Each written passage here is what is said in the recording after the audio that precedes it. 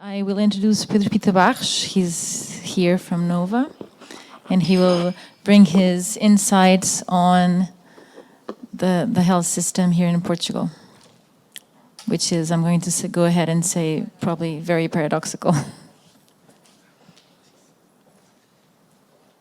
Okay, good afternoon. And sorry to keep you here still for the remaining of the 30 more minutes before you have the closing panel. Anyway, I decided to change what I was going to say by adding a couple of things.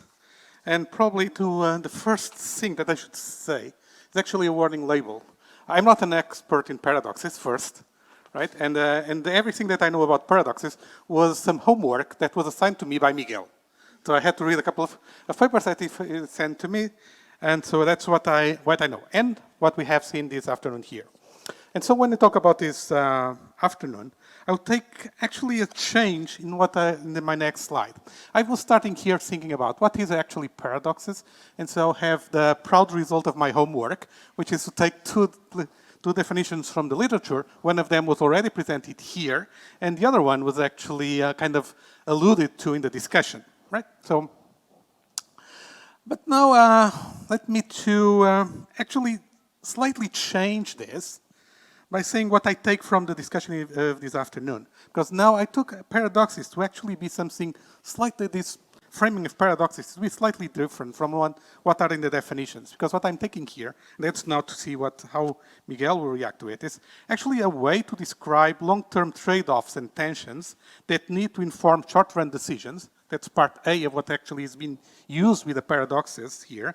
And second, to help design guardrails, in the words of Wendy, for tight-roping decisions for the long run. And so actually, we have a kind of, during the afternoon, quite different thing than just following up the definitions. What people have been talking here is how to use the paradoxes to inform decision-making. And so in these decisions, they are not focusing on decision-making. So let me take you now to the road trip on Portuguese healthcare that will try to use the definitions, and this is my interpretation of the afternoon. Okay, so it's kind of doing it in a fun way, right? I need to learn something from it as well. So the first part, So the first part on this thing, what I'm going to bring you is a couple of examples of tensions in the Portuguese healthcare system that I think can be framed in paradoxes framing that can actually have different types. And we didn't cross all the typologies here, but clearly we have paradoxes that can arise from having contradictory objectives that will be mutually exclusive, which either you take one thing or you take the other. Or you can have paradoxes that arise from resource constraints. You have several objectives, but you cannot reach all of them at the same time because you have a resource constraint. And those are two very different things in my reading. And I'm going to give you examples of those two things appearing here. There will be decisions where we have to take either one or the other part, and we're going to have decisions where you can choose a little bit of each objective. And those will cross with the two parts on the top, whether they are mutually exclusive or it comes from resource constraints. On the decisions that are one or the other, I had a question here puzzling me all the afternoon, nothing to do with healthcare. Asked it to Luis, but he didn't have the answer. Maybe Miguel it has. Can I use paradoxes to decide which road should I travel to get home? Because in that case, it needs to be one or the other. I cannot take a both approach because I cannot be in both roads at the same time. And so some decisions will actually have to be one or the other. Maybe by getting me home, it's not probably relevant to you, but just an example that you can get decisions that are difficult to frame in the paradox language. Maybe they can, but that learning how to do it will be interesting to learn. My first example, arrears, and it goes on macro decisions. And this is basically an old problem, at least goes back 10 years in a documented way, more than that. That in arrears is Portuguese NHS hospitals not paying to providers of services and products for more than 180 days. So they take more than 6 months to pay. So it's 90 days above the usual 90 days period of a debt. And this is a pattern that you get on here. And what you see from here is something that looks like you go up, then you go down, you go up, oops, sorry. Should be a... So you go up, Oh, this is not worked as intended. Well, doesn't matter. You see that goes up, down, goes up, down, goes up, down. And so basically what is behind this pattern is that in the beginning of the year, you don't give enough money to the hospitals, they accumulate arrears, then by the end of the year, you pay a huge amount of money to these hospitals so that they drop the stock of arrears, and you restart the process the months afterwards. And you've been doing this for 10 years in yearly cycles. So this is a problem. So how can we frame it in non-paradox language? Well, first let's really look on the problem, try to explain what is really going on so that we can take out what could be the paradox element here. Suppose that we have a hospital that in year T spends 130 million euros. This is just fake numbers, okay? Just to illustrate. Then government wants it to be efficient in the next year, so it knows that its efficient spending will be 110. But instead of giving them 110, they give them 90, which of course the manager knows that it will be impossible to reach the 110 efficient level. So they don't care about the management, and in the end of the year they have 140. Which means that we have at the same time targets that make no sense, NHS hospitals do not close, they build arrears, and good management does not appear, is not created. So in a sense you have this kind of problem that you give under budgeting, and which that creates bad management, that creates more problems for the funds that you need. And so it seems to be something that was not mentioned in the discussion so far, that instead of virtuous cycle, we have a vicious spiral that goes down. Okay? So, oops, sorry, before I go there, if you tend to think about this, then you have two objectives, right? Is to give the the activity that you want to have in the hospital, and at the same time have efficiency gains by doing a wrong process that just creates bad management. So how to actually reconcile those things is kind of the paradoxical part. How do we keep insisting in doing the wrong thing every year? How to get out of this spiral? Second group of examples. In this case, it's having one thing and its opposite. So mutually exclusive options will be in innovation, Antonio already mentioned that, having deep knowledge about an issue and benefiting from being multidisciplinary. That will be kind of one or the other that you need to balance out, and it's not clear how we can do it. But also, we have, and this is one-off, that you either are an expert or you are multidisciplinary. Can we actually be both?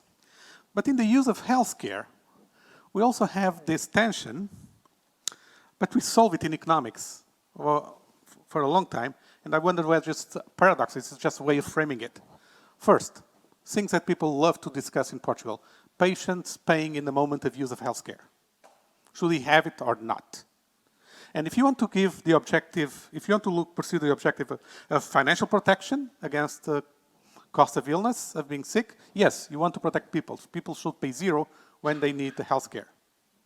If you want efficient use of healthcare, and you want to avoid overuse and conspicuous use, superfluous use, useless use of resources, you should have people paying some amount.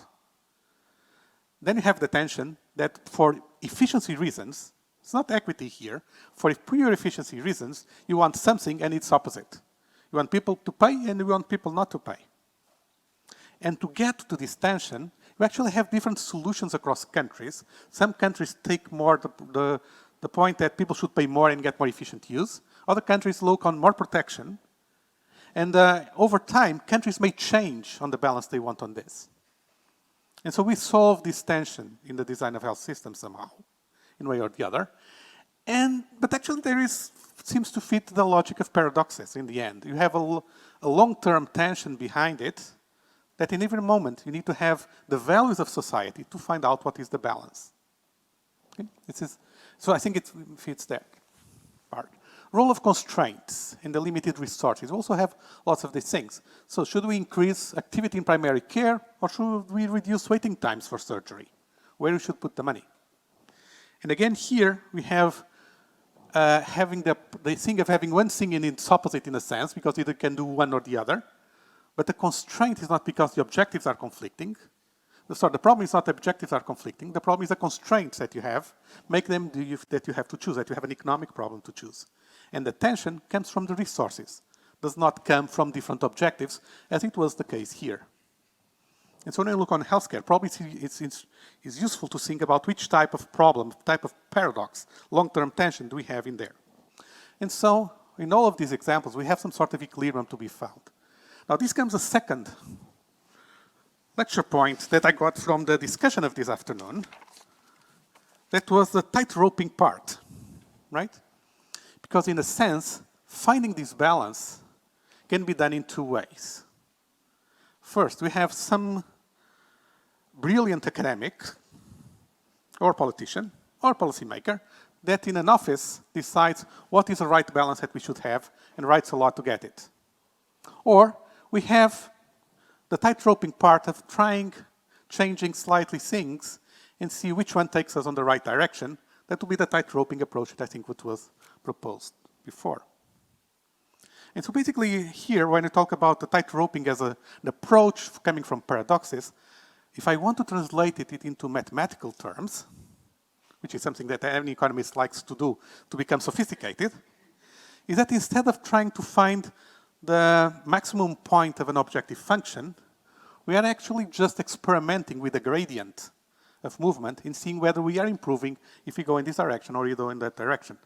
So it's a small, tight-roping will be small steps in trying to find what is the right direction, instead of deciding what is the optimal that you want to get. And I think that's where we have some difference in economics and in this framing coming from the paradoxes part.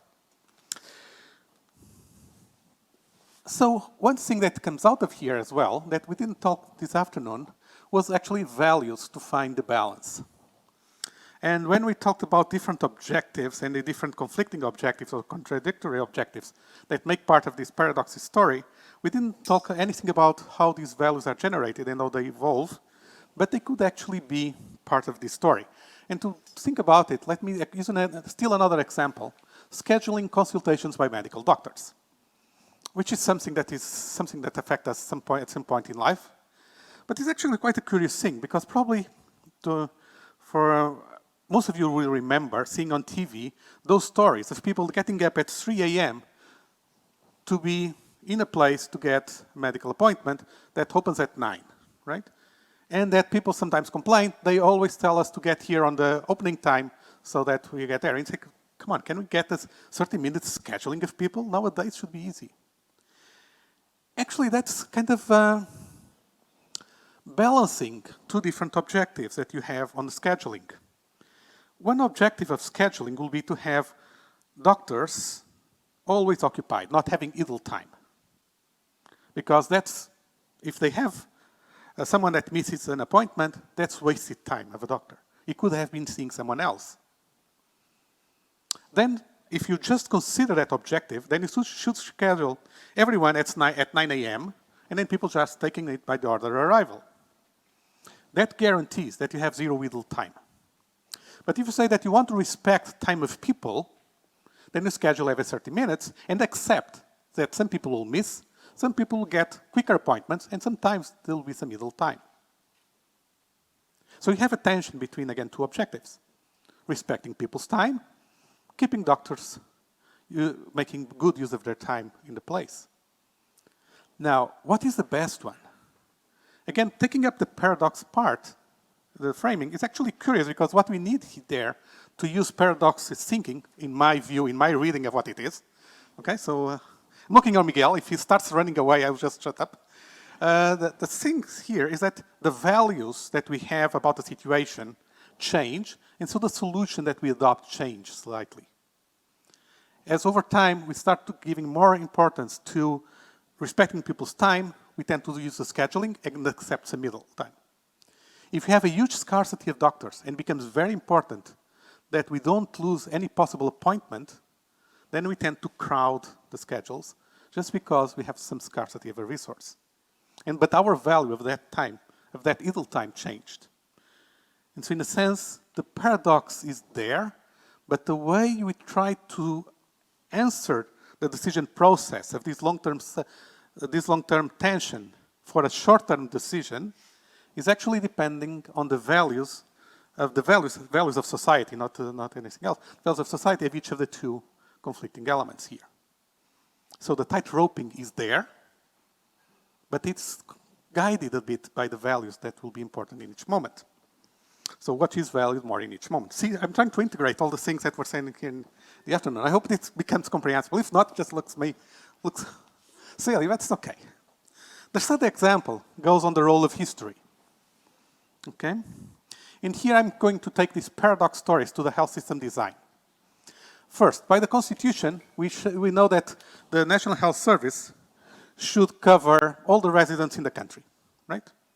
At the same time, we have a civil servant, we have an additional duplicative health insurance system, which now is fully funded by the beneficiaries, but initially was fully funded by the government. Over time, that changed, but we know also that the SBE pre-existed the NHS. But it is a contradiction in health system design. Because if you say our principle is that everyone has an NHS, then why should the government keep a separate system for its employees? So it's a kind of tension as well, right? It's one that has been there. Now, what is curious about this tension is that this tension is not created by anything else than history. Because if we were doing the other way around, that if we created first the NHS, then for sure we'll not create the SBE. And so then the question is, how can we include the way history matters into this idea of the paradoxes?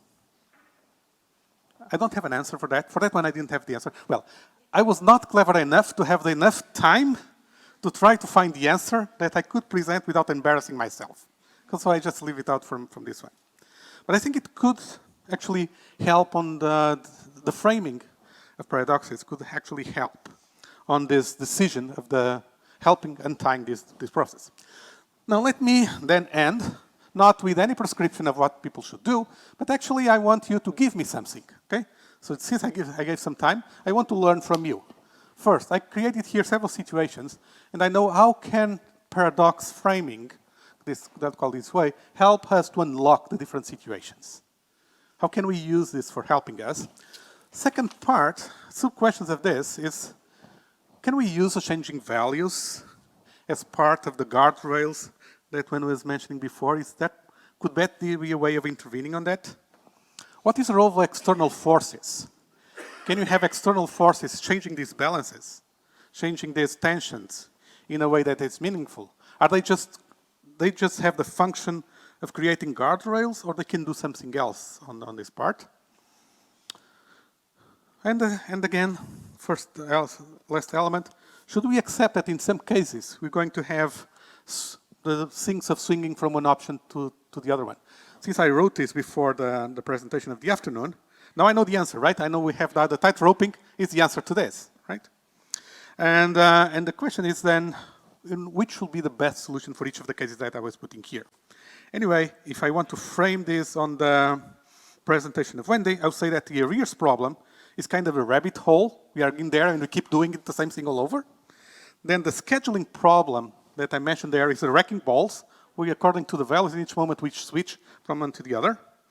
And when we talk about public-private partnerships and the role of private and public providers in healthcare in Portugal, we have the trench warfare. So the Portuguese health system actually illustrates all of your problems. Thank you.